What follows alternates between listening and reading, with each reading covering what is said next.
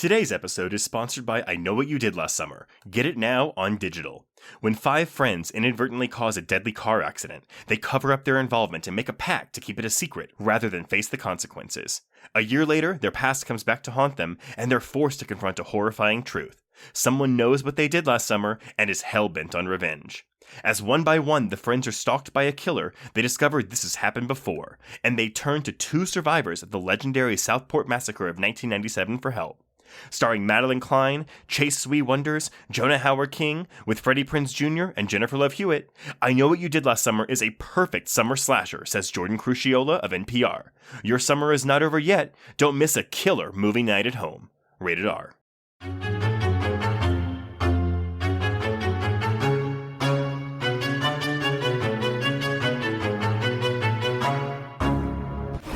have to control yourself!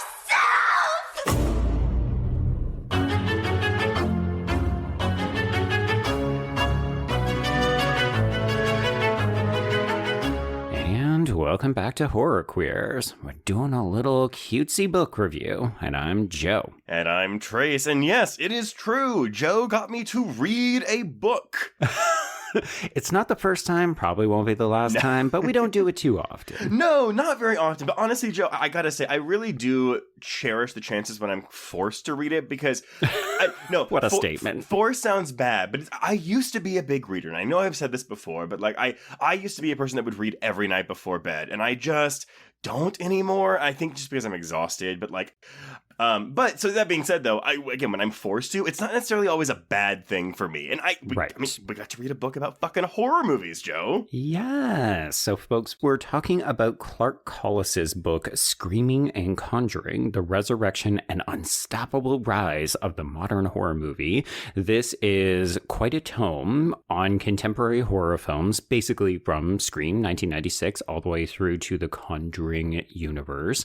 And it's available as of September 2nd. So we're just going to walk you through a couple of the big things that we liked, maybe some of the gentle criticisms we had around some of the formatting, and then we're going to encourage you to go out and check it out, because if you want to know the backstory behind a bunch of your favorite recent films, this thing will give it to you. Oh, absolutely. And you are right. This is a tome, y'all. This is nearly 500 pages tracking this period from 96 to 2013. And I think when it was announced, well, I was really excited because I don't know how familiar you are with Clark Collis, but like I definitely had read or have been reading a lot of his work back when he worked for Entertainment Weekly. I mean, my God, he interviewed us. He profiled horror queers in one of the queer horror pieces. So absolutely, which also very grateful for that. Yes. But I think when I saw he was doing this, I was just really excited because, well, excited and also kind of sad, because I was excited because I was like, oh, wow, this period of horror that hasn't really gotten like this kind of academic, really public focus the same way the 70s and 80s have. Right. I was so excited for that. But then I was sad because I was like, oh, wow, that means we're far enough away from this period that people are reflecting on it. Yeah. And you mentioned that this is academic, and I'm going to gently correct you because I think that this is highly accessible. You know, we're not doing readings of the films. We're really doing a lot on the production history and how one film will impact another film, but it's filled with a bunch of really juicy tidbits about big films and small films, which was something I was really appreciative of, because I'm not going to lie, Trace, you and I knew a bunch of this information because we have covered so many of the films in this book. Right. You've done all of these deep dive production histories on a bunch of these titles. So some of this from our perspective, in the know, we were like, oh yeah, okay, I know that. But then every once in a while, Clark would hit us with some kind of factoid or juicy little detail that I thought, oh wow, for people who maybe don't have a podcast and have to engage with films in this way, this book is probably filled with nothing but like, holy shit, did you know kind of information. Yeah, thank you for correcting me on that, because yeah, you're right. We're not doing reads on these films, but it is an does exhaustive have a negative connotation? It is a very thorough. There we go. Yes. A very thorough, like almost like a timeline book, but it's not told completely sequentially in order. Like we have I think 14 or 15 chapters in this book, and they're all named after a quote from a certain horror film, which I did have fun because they don't tell you off the top what it is. I really had fun trying to figure that out. Yep. But we are bouncing around a lot in this book, too. So one thing I noticed as someone with ADHD is that there was a bit of an ADHD narrative here where it was kind of like, and then this happened, and then this happened, and then this happened, and then this happened, which I thought was totally fine. But as a whole, it didn't always come together, what do I want to say, thematically for me, I guess? Right, yeah. I struggled with that a little bit as well. So there were times where, we're talking about a Saw film, and instead of then continuing to talk about other Saw movies, Clark would jump to the next film that comes out or the next big franchise or something, because we are looking at this from like, okay, what was going on within the genre or what new subgenre was coming out? And I sometimes found this challenging or a little bit frustrating because I was enjoying that story and I kind of wanted to see it through. But then I realized, oh, well, I've also already read Millennial Nasties, which was written by former guest on the show, Ariel Powered-Schaub, and she approaches it in that way. So like if you want a succinct chapter just on the rise and fall of the Saw franchise, she's got that covered in that book. So part of me was like, oh, I'm actually glad that we've got both these texts that are doing it in their own way. Good point, too, actually, because I found that the times when I was enjoying the book the most was when we were really focusing on either one film or one franchise or one particular trend really, really, really heavily. And you're right, though. So, like, when we were reading about the Saw films, it's like, oh, this is great. But then the first Saw film gets, like, almost its entire chapter. And then the sequels get, like, passing mentions over the rest of the book. And that's not even a negative for me. It's more so, I want to know more about this. So maybe that's the clue for me to say, oh, go look at books they're more focused, because this is very much a more general sprawling study of a period rather than one particular set of films. But I'm right there with you too, because while I did know a lot of this stuff, there were things that I didn't know. Specifically, there's a whole chunk on Larry Fessenden films, which admittedly I'm familiar with Larry Fessenden now, but I remember going to my first Fantastic Fest, nearly 10 years ago, and everyone was so excited for Larry Fessenden, and I was like, I have no idea who this is. You're like, what's the connection? I don't understand. Even to the point where they would tell me some of the films he had done, and I was like, I've never heard of these films. And I was like, wow, I feel like a bad horror fan almost. So that section of this book where I was like, oh yeah, I don't know this yet, that was really illuminating for me.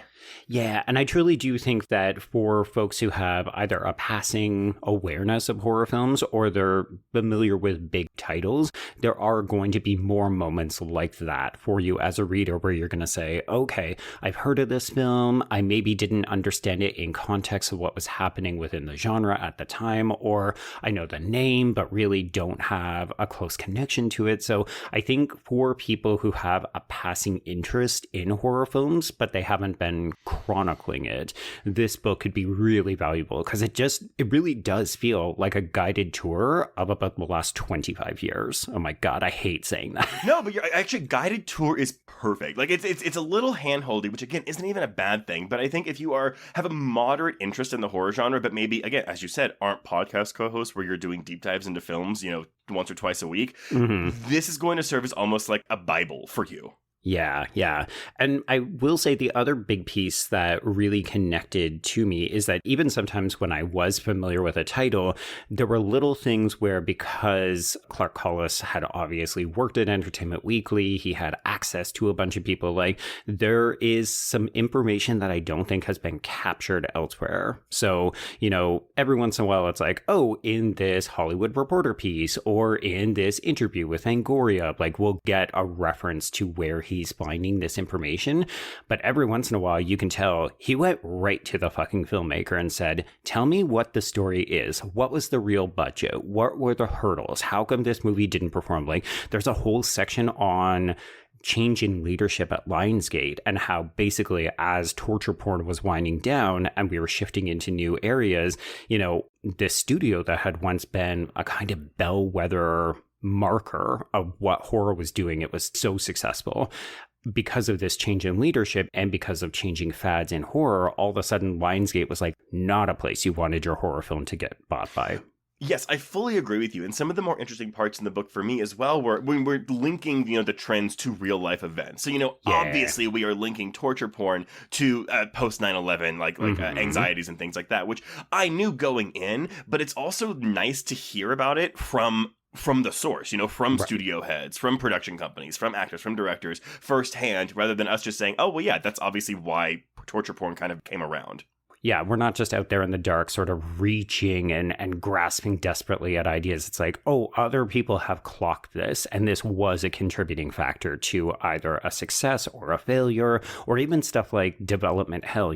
How come it took so long to get new versions of Victor Crawley? Oh, yeah, and actually the Hatchet section I thought was really interesting, too, because we do devote a significant amount of time to that as well.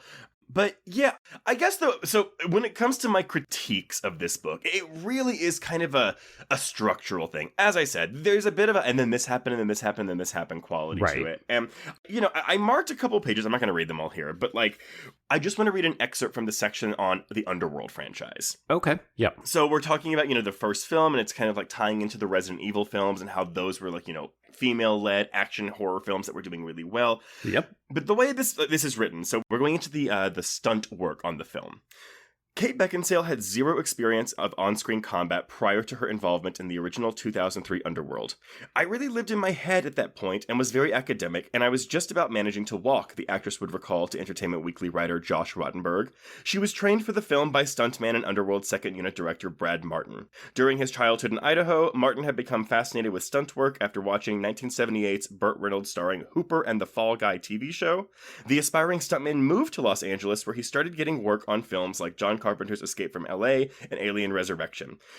It goes on like this, but then we kind of ditch this stunt guy after a while and we don't talk about him more. So it was a thing like that where I was kind of like, okay, I'm really interested in this, but then why are we kind of jumping from the trajectory of the film and its box office and its success to just a random paragraph about the stunt guy and why do I care about this stunt guy's backstory? Not saying it's not appreciated, but it does feel like it's not wholly necessary to what Clark is talking about in that chapter.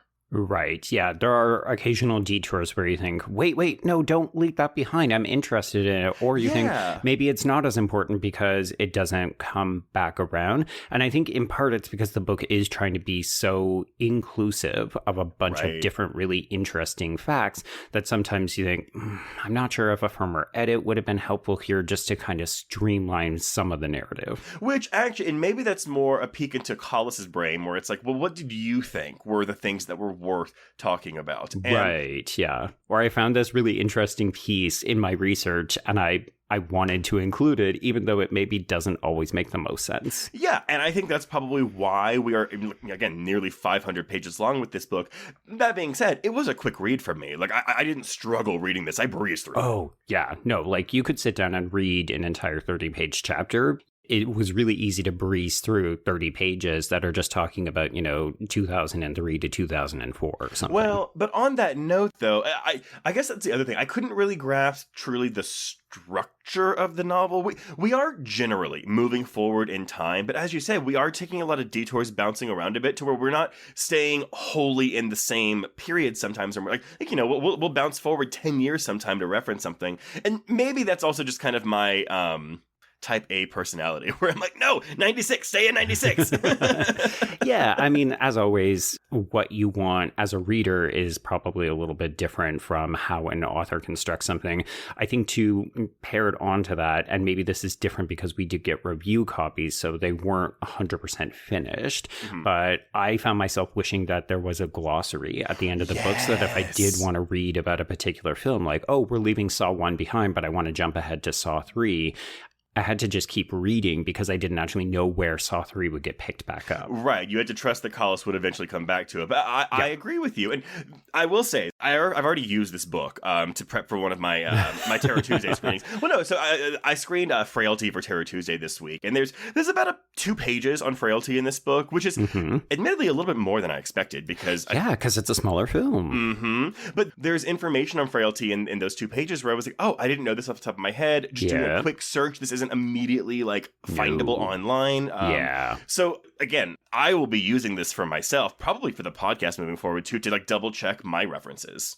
Oh, absolutely. And I think even if people are listening to our Conjuring audio commentary that's about to come out, they're going to hear us talk about a couple of things that we didn't know until this book came out. So yeah, I think in that regard, and maybe just to sum things up, I think that this is an invaluable kind of encyclopedia that is fixed on a very specific historical time period. So yeah, honestly, folks, if you enjoy contemporary horror films and you do have that passing interest, you just want to know a little bit more about how the sausage gets made in terms of Hollywood, finances, who are the big power players, I think this is a book to pick up. Yeah, as I said, I think this is, for this particular time period, this is going to serve as like your horror Bible for the post-Scream era of horror films. And also, I think Clark Collis does a really good job of setting himself up for a follow-up book, because the final chapter, the epilogue of this book, is kind of a very quick summation of... Oh, I wanted more, Yeah, and that's the thing. It's very much, what happened after The Conjuring leading through today? And I believe the end of the book goes through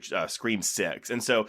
Again, we're spending 450 pages on 1996 through 2013, and then we get about 25 pages on 2013 through 2024. And I was like, well, this seems like it's catnip for let me make a follow-up book. Exactly. Yeah, give it about 10 more years, and then let's do it. Yeah. But overall, everyone, we recommend this. Check this out. It is available at bookstores and probably digitally also on September 2nd. So yeah, pick it up. There we go.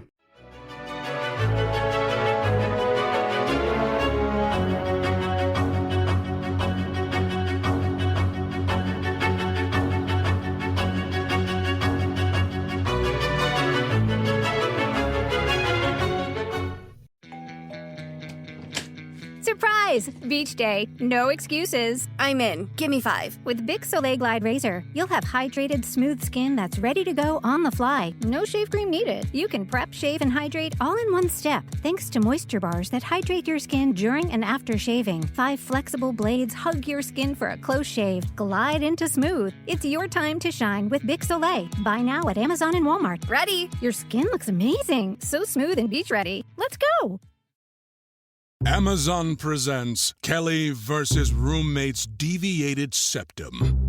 Absolutely annihilating a college student's sleep. A roommate's snores can sound like a werewolf mid-transformation. But Kelly shopped on Amazon and saved on a sleep machine, weighted blanket, and noise-canceling earbuds.